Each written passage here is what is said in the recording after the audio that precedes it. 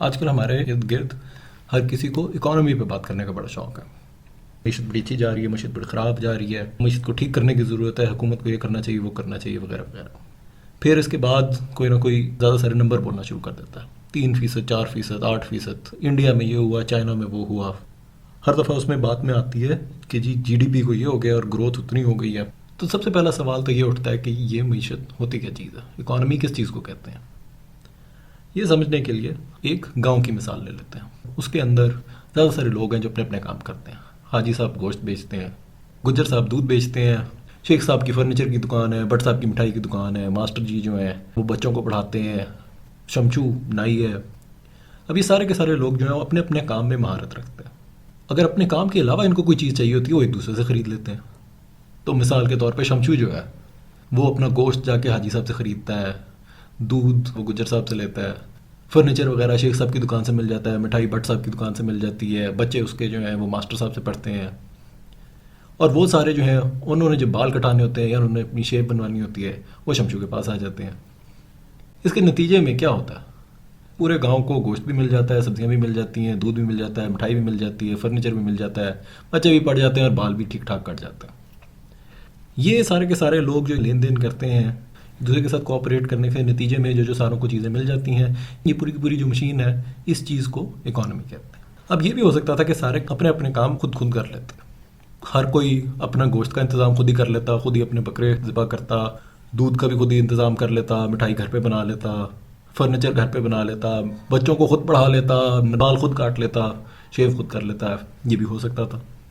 लेकिन अक्सर हम देखते हैं कि ये नहीं होता। लोग एक काम पकड़ते हैं और उसमें महारत हासिल कर लेते हैं। इसकी एक दो वजूहत हो सकती हैं। एक तो सीधी सीधी ये हो सकती है कि हर किसी को हर काम पसंद नहीं होता।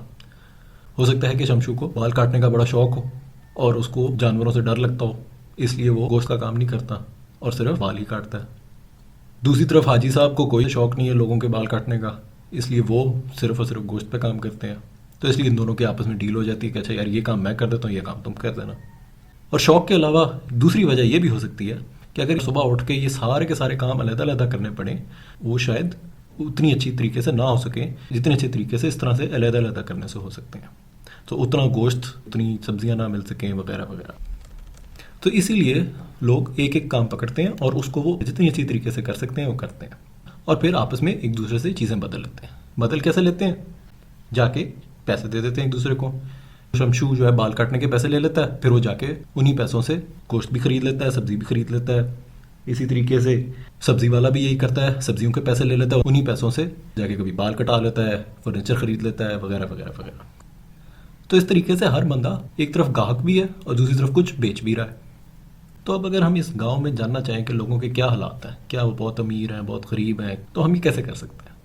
असूलन ये जानना चाहेंगे कि यार इस गांव में टोटल गोश्त कितना खाया गया, टोटल सब्जियां कितनी खरीदी गई, कितनी खाई गई, कितने फर्नीचर लोगों ने ख़रीदा, वगैरह वगैरह वगैरह। इसको करने का एक तरीका ये है कि हम देख लेंगे जाके कि यार मार्केट में कितनी चीज़ें बिकी। जितनी चीज़ें बिकी उतनी चीज़ें लोगों के इस्तेमाल में हैं, उतने वो अमीर हैं। अब ये हिसाब रखना थोड़ा मुश्किल है कि यार इतनी मुर्गियाँ और इतने बकरे और इतना किलो दूध वगैरह वगैरह बिका है।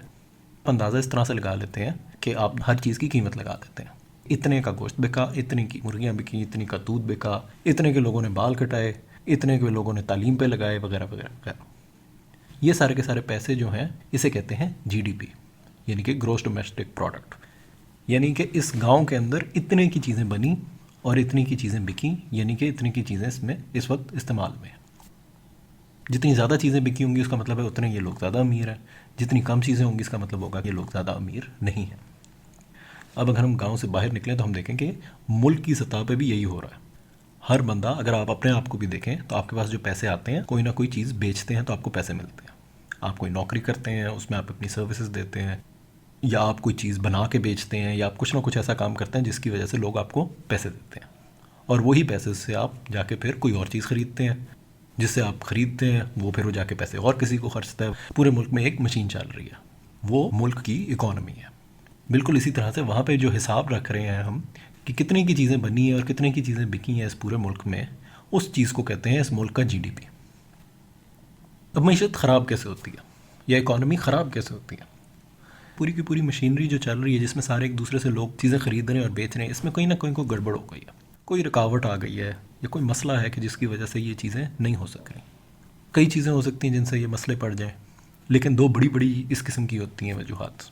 एक तरफ ये हो सकता है सप्लाई का कोई मसला आ जाए, यानी कि हाजी साहब के जानवर भाग जाएं।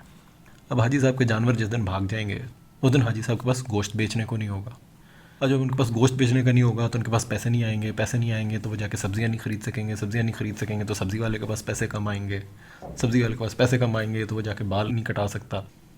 तो ये एक सप्लाई का मसला हो सकता है। दूसरी तरफ एक सीधा सीधा डिमांड का मसला हो सकता है कि लोग कहें यार हमने मिठाइयाँ नहीं खानी, तो इससे वज़न बहुत बढ़ जाता है, तो भट्ट साहब के पास पैसे नहीं आ रहे, भट्ट साहब के पास पैसे नहीं आ रहे तो वो गोश्त नहीं खरीद सक रहे, वो सब्ज़ियाँ नहीं खरीद सक रहे। और भी वजूहात हो सकती हैं। ये समझना ज़रूरी है कि गड़बड़ क्या हुई हुई है, क्योंकि उसी से फिर आप हल निकाल सकते हैं। तो अब मुल्क के लेवल पे क्या हो रहा है? मुल्क के लेवल पे भी यही कुछ हो रहा है। दुनिया की हर हुकूमत का ये काम होता है कि वो हिसाब रखे कितनी चीज़ें बेची खरीदी जा रही हैं। इससे उनको अंदाज़ा हो जाता है कि मीशत के क्या हालात हैं, ठीक चल रही है कि कोई गड़बड़ है। जितना यहाँ पे चीज़ें बन के बिक रही होनी चाहिए, क्या उतनी बिक रही हैं, और अगर नहीं बिक रही तो क्यों नहीं बिक रही, क्या मसला है, क्या इतनी हमारे में बनाने की कैपेसिटी नहीं है, हम बना ही नहीं सकते इतनी चीज़ें, या लोग ख़रीद ही नहीं रहे, क्या हो रहा है। शमशू जाके सारों के बाल काटता है तो वो जाके उसके बाद फ़ोन तो नहीं करता हुकूमत को कि मैंने आज इतने बाल काट लिए और इतने पैसे कमा लिए। और यहीं पे ये मसला आता है दूसरे वाला, जो कि एक और हम बड़ी टर्म सुनते हैं, ब्लैक इकॉनमी या अनडॉक्यूमेंटेड इकॉनमी। अनडॉक्यूमेंटेड इकॉनमी इसी चीज़ को कहते हैं कि जब कोई रिकॉर्ड नहीं है, कोई हिसाब नहीं है कि कितनी चीज़ें बिकी और कितनी चीज़ें खरीदी गई। अब ज़रा वापस उस गांव की मिसाल पे चलते हैं। क्या ये काफ़ी होगा कि हर साल उस गांव में एक ही जितनी चीज़ें बने और एक ही जितनी चीज़ें बिकें? जी नहीं। इसकी दो वजूहात। पहली तो ये, यहाँ पे आबादी बढ़नी है। इस वक्त शेख साहब और उनकी बेगम जो है दोनों मिल के एक एक गिलास दूध पीते हैं, यानी कि उनके घर 2 गिलास दूध आते हैं। कल इनके घर एक बच्चा पैदा हो जाएगा, पिछले साल से ज़्यादा दूध चाहिए होगा, फिर क्या करेंगे? दूसरी वजह यह है कि लोग ये तो नहीं चाहेंगे जितने वो आज अमीर हैं बस वो सारी ज़िंदगी इतने ही रहे, वो को तरक्की भी चाहते हैं। लोग ये तो नहीं चाहते कि 19 साल की उम्र में जो उनके हालात हैं वही उनके हालात को 60 साल की उम्र में भी हो। लोग चाहते हैं कि उनके पास ज़्यादा चीज़ें आएँ, ज़्यादा पैसे आएँ, रहन सहन में कोई बेहतरी आए। इसलिए हर साल जितनी चीज़ें बिक रही हैं इस गांव में या फिर किसी मुल्क में कितनी चीज़ें बन रही हैं और बिक रही हैं, उस नंबर को ऊपर जाने की ज़रूरत है, जीडीपी को बढ़ने की ज़रूरत है। यहाँ पे आती है बात ग्रोथ की। वो जो नंबर 3%, 4% होते हैं वो ये बता रहे होते हैं कि पिछले साल की निस्बत अगले साल में कितने फ़ीसद इजाफा हुआ है चीज़ों में जो बन रही हैं। तो ये है कहानी मईशत की और जीडीपी की और ग्रोथ की। ये बात हो रही होती है जब लोग कह रहे होते हैं कि जीडीपी बढ़ गई है, जीडीपी कम हो गई है, ग्रोथ इतने फ़ीसद है। जीडीपी वगैरह में जब गहराई में जाते हैं तो उसमें और चीज़ें भी आ जाती हैं, उनको हम अगली वीडियो में देखेंगे।